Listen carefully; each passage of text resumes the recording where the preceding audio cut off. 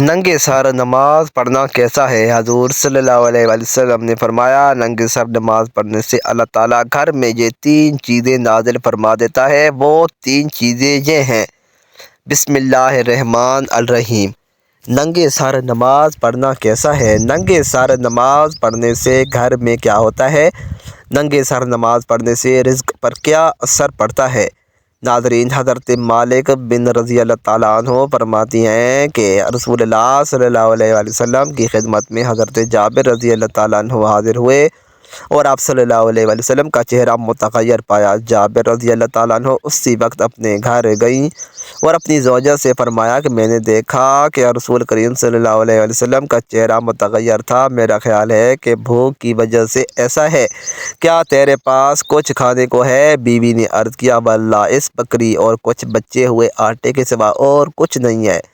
حضرت جابر رضی اللہ تعالیٰ عنہ نے اسی وقت بکری کو ذبح کیا اور فرمایا کہ جلدی جلدی گوشت اور روٹیاں تیار کر دو۔ جب کھانا تیار ہو گیا تو ایک بڑے پیالے میں رکھ کر حضور صلی اللہ علیہ وسلم کی خدمت میں کھانا حاضر کیا۔ بس حضور صلی اللہ علیہ وسلم نے فرمایا کہ اے جابر، اپنی قوم کو جمع کرو۔ فرماتی ہے کہ میں اپنی قوم کو لے کر حضرت محمد صلی اللہ علیہ وسلم کی خدمت میں حاضر ہوا۔ آپ صلی اللہ علیہ وسلم نے فرمایا، ان لوگوں کو الگ الگ ٹولیاں بنا کر میرے پاس بھیجتے رہو۔ اس طرح وہ ٹولیاں بنا بنا کر کھانے لگے۔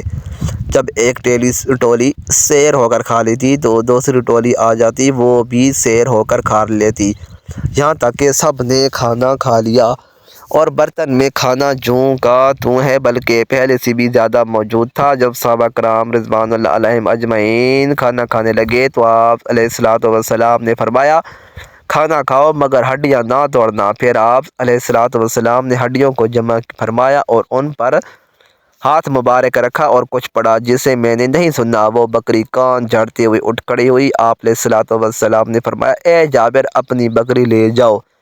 حضرت جابر رضی اللہ تعالیٰ عنہ فرماتے ہیں کہ میں اپنی بکری لے کر اپنی بیوی کے پاس آیا تو وہ بولی، یہ کیا ہے؟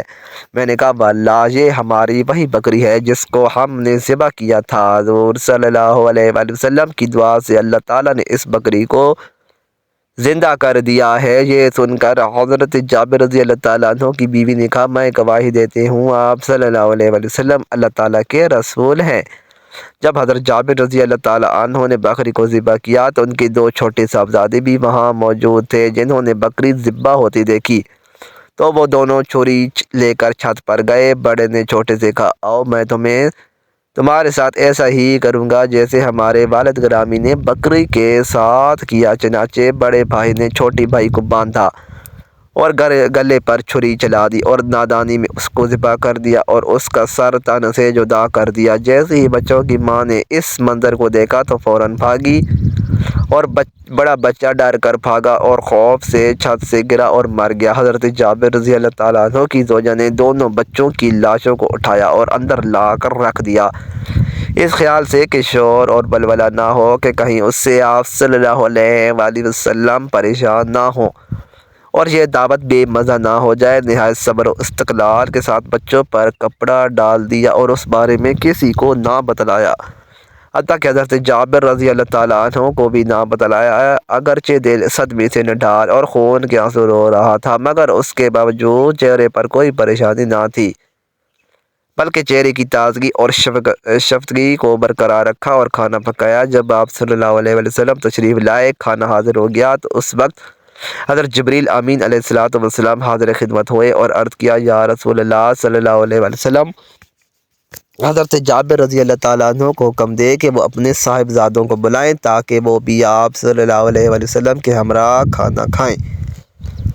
آپ صلی اللہ علیہ وسلم نے فرمایا، اے جابر، اپنے فرزندوں کو فوراً بلا لاؤ۔ حضرت جابر رضی اللہ تعالیٰ عنہ فوراً باہر تشریف لائے اور اپنی زوجہ محترمہ کو فرمایا کہ بچوں کو وہ بلاؤ تاکہ حضور علیہ الصلوۃ والسلام کے ساتھ کھانا کھائیں۔ انہوں نے عرض کیا کہ بچے موجود نہیں ہیں۔ حضرت جابر رضی اللہ تعالیٰ عنہ نے آ کر حضور علیہ الصلوۃ والسلام کی خدمت میں عرض کیا، یا رسول اللہ صلی اللہ علیہ وآلہ وسلم، بچے موجود نہیں ہیں۔ اس پر حضور علیہ الصلوۃ والسلام نے فرمایا کہ اے جابر، اللہ تعالیٰ کا حکم ہے کہ جلدی بچوں کو بلا لاؤ۔ حضرت جابر رضی اللہ تعالیٰ عنہ دوبارہ زوجہ محترمہ کے پاس آئے اور فرمایا کہ اللہ تعالیٰ کا حکم ہے کہ اس لیے بچوں کو جہاں بھی ہیں جلدی بلا لاؤ۔ بچوں کی ماں جو پہلے ہی غم سے نڈھال تھی، آنسو کے سمندر کو آنکھوں میں سمائے ہوئے صبر و استقلال اور حوصلے کے ساتھ حضور علیہ الصلوۃ والسلام کی دعوت کر رہی تھی۔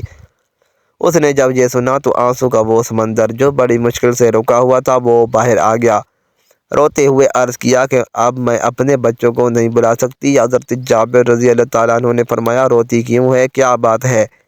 ہموں سے نڈھال ماں حضرت جابر رضی اللہ تعالیٰ عنہ کو کمرے کے اندر لے گئی اور دونوں شہزادوں کی لاشوں سے چادر ہٹائی اور عرض کیا کہ یہ کب کے اس دنیا سے جا چکے ہیں۔ میں تو آپ علیہ الصلوۃ والسلام کے آرام کی خاطر بڑے حوصلے اور صبر سے یہ سب کچھ برداشت کر کے خدمت نبی کریم صلی اللہ علیہ وسلم سے اپنی آخرت سنوار رہی تھی۔ جب حضرت جابر رضی اللہ تعالیٰ عنہ نے یہ منظر دیکھا تو ان کی آنکھوں سے آنسو جاری ہو گئے، کیونکہ اس سے پہلے آپ رضی اللہ تعالیٰ عنہ اس حال سے بے خبر تھے۔ دونوں شہزادوں کو اٹھایا اور حضور علیہ الصلوۃ والسلام کی خدمت میں حاضر ہو کر سارا ماجرا عرض گزار کر دیا۔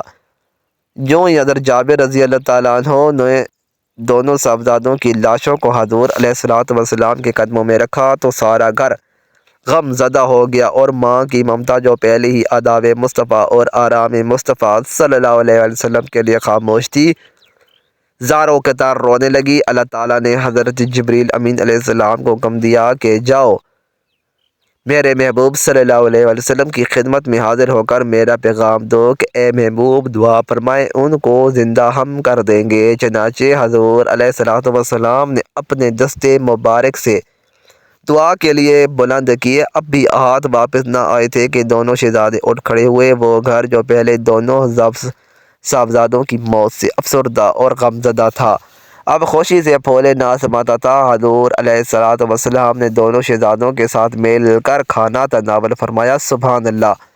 حضرت انس رضی اللہ تعالیٰ عنہ سے مروی ہے کہ ایک دن حضرت ابو طلحہ رضی اللہ تعالیٰ عنہ اپنی بیوی سلیم رضی اللہ تعالیٰ عنہ کے پاس تشریف لے گئے اور فرمایا کہ آج میں نے نبی کریم صلی اللہ علیہ وآلہ وسلم کی آواز سنی ہے، اس میں بھوک کی وجہ سے کمزوری پائی جاتی ہے، کیا تمہارے پاس کھانے کو کچھ ملتا ہے؟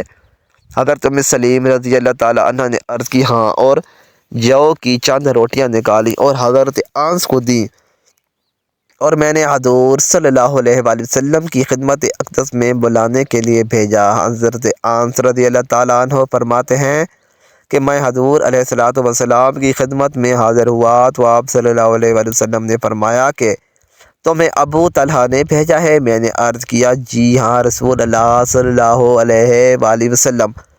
آپ نے اپنے پاس بیٹھے ہوئے تمام صحابہ کرام رضوان اللہ علیہم اجمعین کو فرمایا کہ اٹھو۔ میں نے آگے آ کر حضرت ابو طلحہ رضی اللہ تعالیٰ عنہ کو اطلاع دی کہ حضور علیہ الصلوۃ والسلام صحابہ کرام رضوان اللہ علیہم اجمعین کو ساتھ لے کر تشریف لا رہے ہیں۔ یہ سن کر حضرت ابو طلحہ رضی اللہ تعالیٰ عنہ نے اپنی بیوی حضرت سلیم رضی اللہ تعالیٰ عنہ کو فرمایا کہ حضور علیہ الصلوۃ والسلام اپنے ساتھ اور بھی بہت سے لوگوں کو لے کر تشریف لا رہے ہیں اور ہمارے پاس اتنا کھانا نہیں کہ سب کو کھلا سکے۔ تو حضرت سلیم رضی اللہ تعالیٰ عنہ نے کہا کہ اللہ تعالیٰ اور اس کے رسول صلی اللہ علیہ وآلہ وسلم ہماری حالت کو بہتر جانتے ہیں۔ بس حضور صلی اللہ علیہ وآلہ وسلم تشریف لائے اور فرمایا کہ سلیم جو کچھ تمہارے پاس ہے وہ لے آؤ۔ حضرت سلیم رضی اللہ تعالیٰ عنہ جو کی روٹیاں لے کر حضور علیہ الصلوۃ والسلام کی خدمت میں حاضر کر دی، پھر 10 آدمیوں کو بلانے کا حکم فرمایا، وہ بھی آئے اور کھانا کھا کر چلے گئے، یہاں تک کہ وہ تمام صحابہ کرام رضوان اللہ علیہم اجمعین چلے گئے، اور پھر 10 آدمیوں کو بلایا، وہ بھی آئے اور کھانا کھا کر چلے گئے، یہاں تک کہ وہ تمام صحابہ کرام رضوان اللہ علیہم اجمعین جو 70 یا 80 تھے سب نے پیٹ بھر کر کھایا۔ اس کے بعد آپ صلی اللہ علیہ وآلہ وسلم اور سبھی گھر والوں نے کھانا کھایا۔ اس کے بعد بھی کھانا بچ گیا جو پڑوسیوں میں تقسیم کیا گیا۔